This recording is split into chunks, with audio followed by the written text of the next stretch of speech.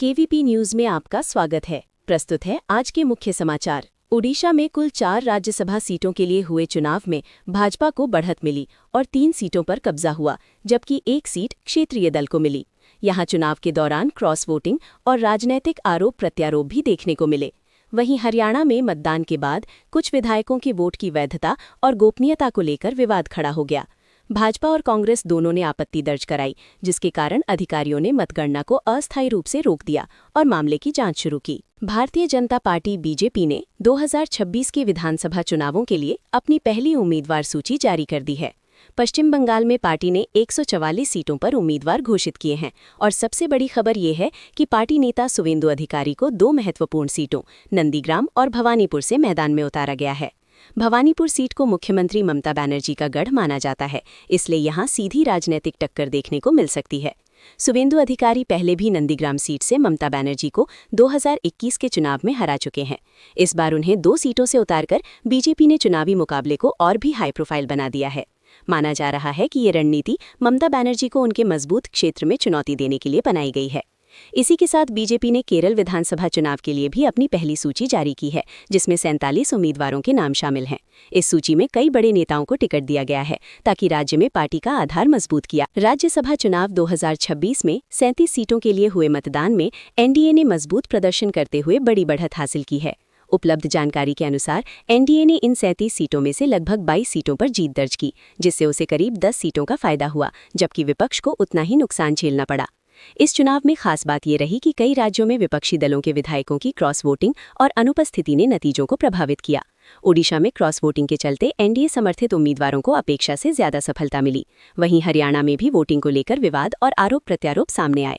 बिहार में एनडीए ने सभी सीटें जीतकर अपनी स्थिति और मजबूत कर ली, जो उसकी रणनीति और बेहतर समन्वय को दर्शाता है। वहीं विपक्ष की अंदरूनी कमजोरी, असंतोष और अनुशासन की कमी इस चुनाव में साफ नजर आई, जिसका सीधा फायदा एनडीए को मिला। कुल मिलाकर इन नतीजों ने राज्यसभा में राजनीतिक समीकरण बदलने के संकेत दिए हैं, जहां एनडीए की ताकत बढ़ती दिख रही है और विपक्ष के सामने एकजुटता बनाए रखने की बड़ी चुनौती खड़ी हो गई है। पश्चिम एशिया में बढ़ते तनाव और होर्मुज जलडमरू मध्य के आसपास हालात गंभीर होने के बीच भारत ने बड़ा कदम उठाते हुए अपने 2 युद्धपोत तैनात कर दिए हैं।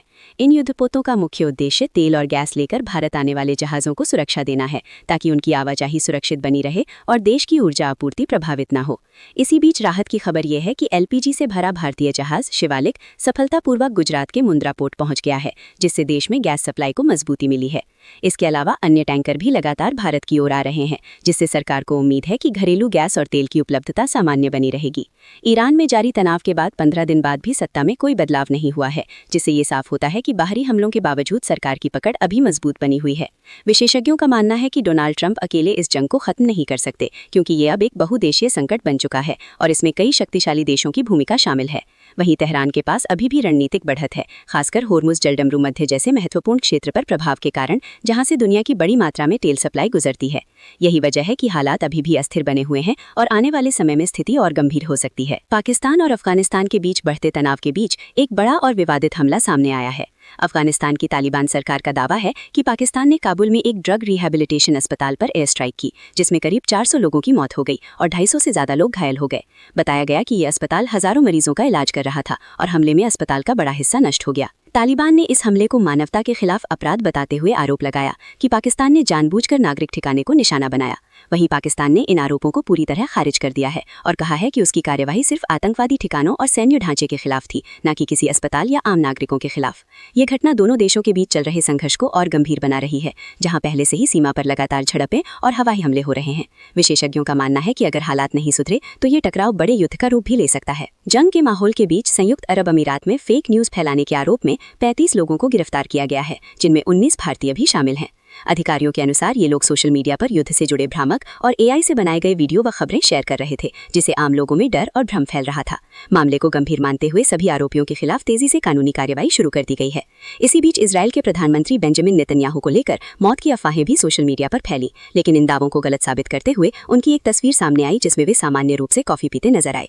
इससे साफ हुआ कि युद्ध के माहौल में गलत जानकारी तेजी से फैल रही है और सरकारें इसे रोकने के लिए सख्त कदम उठा रही हैं। अलीको डंगोटे एक बार फिर फोर्ब्स की अफ्रीकी अरबपतियों की सूची में शीर्ष पर रहे। नाइजीरिया के इस उद्योगपति ने अपनी मेहनत और बिजनेस समझ के दम पर अरबों डॉलर का साम्राज्य खड़ा किया है।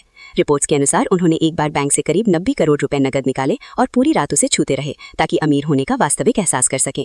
बचपन से ही उनमें व्यापार की समझ थी। बताया जाता है कि वे महज 8 साल की उम्र से छोटे मोटे सामान खरीदकर बेचने लगे थे। आज उनका डंगोटे ग्रुप अफ्रीकी की सबसे बड़ी कंपनियों में गिना जाता है, जो सीमेंट, तेल, चीनी और कई उद्योगों में फैला हुआ है। पर्यावरण कार्यकर्ता सोनम वांगचुक की रिहाई के 2 दिन बाद लद्दाख में आंदोलन एक बार फिर तेज हो गया। लेह में हजारों लोगों ने सड़कों पर उतरकर प्रदर्शन किया, जबकि कारगिल में बंद का व्यापक असर देखने को मिला। ये प्रदर्शन लेह एपेक्स बॉडी लैब और कारगिल डेमोक्रेटिक अलायंस केडीए के आह्वान पर हुआ, जिसमें लोगों ने केंद्र सरकार से लद्दाख को पूर्ण राज्य का दर्जा देने और संविधान की 6ठी अनुसूची में शामिल करने की मांग दोहराई। प्रदर्शनकारियों का कहना है कि केंद्र शासित प्रदेश बनने के बाद लद्दाख की राजनीतिक भागीदारी जमीन और संस्कृति पर खतरा बढ़ा है, इसलिए उन्हें संवैधानिक सुरक्षा और अधिक स्वायत्तता दी जानी चाहिए। वांगचुक की रिहाई को लोगों ने सकारात्मक कदम माना, लेकिन आंदोलनकारियों का कहना है कि जब तक उनकी मुख्य मांगें पूरी नहीं होती तब तक ये आंदोलन जारी रहेगा। बद्री केदार मंदिर समिति के अध्यक्ष ने बड़ा बयान देते हुए कहा कि 4 धाम से जुड़े मंदिरों में गैर सनातनियों की एंट्री पर रोक लगाने की दिशा में कदम उठाया जा रहा है। उन्होंने स्पष्ट किया कि ये निर्णय धार्मिक परंपराओं, आस्था और मंदिरों की पवित्रता बनाए रखने के उद्देश्य से लिया जा रहा है, ताकि केवल सनातन धर्म में आस्था रखने वाले ही गर्भगृह और मुख्य परिसर में प्रवेश कर सके। इसके साथ ही मंदिर परिसर में अनुशासन बनाए रखने के लिए मोबाइल फोन के उपयोग पर भी सख्ती की बात कही गई है।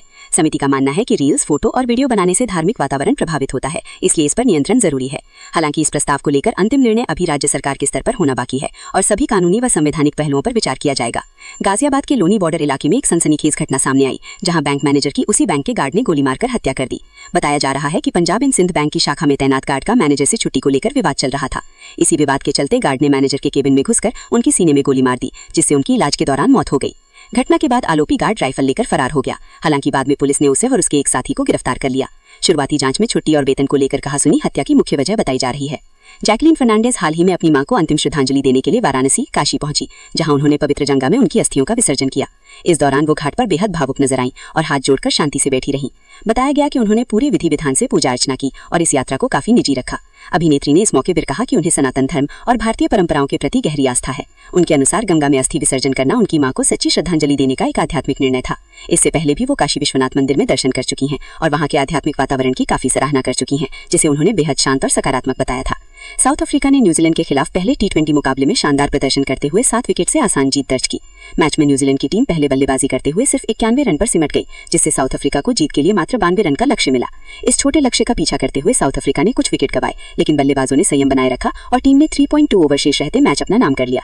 इस मुकाबले के हीरो डेब्यू कर रहे तेज गेंदबाज नकोबानी मोकोएना रहे, जिन्होंने शानदार गेंदबाजी करते हुए 3 विकेट झटके और न्यूजीलैंड की पारी को जल्दी समेटने में अहम भूमिका निभाई। भारत के विभिन्न राज्यों में मौसम का हाल सामान्यतः गर्म और शुष्क बना हुआ है, हालांकि क्षेत्रीय भिन्नताएं स्पष्ट हैं। उत्तर भारत में दिल्ली, पंजाब, हरियाणा और उत्तर प्रदेश जैसे राज्यों में तापमान 25 से 30 डिग्री सेल्सियस के आसपास रहने की संभावना है, जहां धुंध भरी धूप और हल्की हवाएं जारी रहेंगी, जबकि राजस्थान में गर्मी बढ़ सकती है तथा हिमाचल और जम्मू कश्मीर में ठंडी हवाएं प्रभावी रहेंगी। मध्य भारत में महाराष्ट्र के वडगांव जैसे क्षेत्रों में सुबह 7 बजे तापमान 22 डिग्री सेल्सियस, नमी 62%, दक्षिण दिशा से 6 मील प्रति घंटा की हवा और धुंध भरी धूप का अनुभव हो रहा है। वहीं मध्य प्रदेश तथा छत्तीसगढ़ में भी समान गर्मी के साथ आंशिक बादल छाए रहेंगे। दक्षिण भारत के तमिलनाडु, कर्नाटक और केरल में तापमान 28 से 32 डिग्री तक पहुंच सकता है। आर्द्रता अधिक रहेगी तथा कुछ स्थानों पर हल्की बारिश संभव है, जबकि आंध्र प्रदेश में धूप प्रमुख रहेगी। पूर्वी और पूर्वोत्तर भारत में पश्चिम बंगाल तथा ओडिशा में गर्मी के साथ उमस बनी रहेगी। असम जैसे पूर्वोत्तर राज्यों में हल्की बारिश हो सकती है और बिहार में धूप तथा गर्म हवाओं का प्रभाव रहेगा। इसी के साथ KVP न्यूज से आज के समाचार समाप्त हैं। नमस्कार।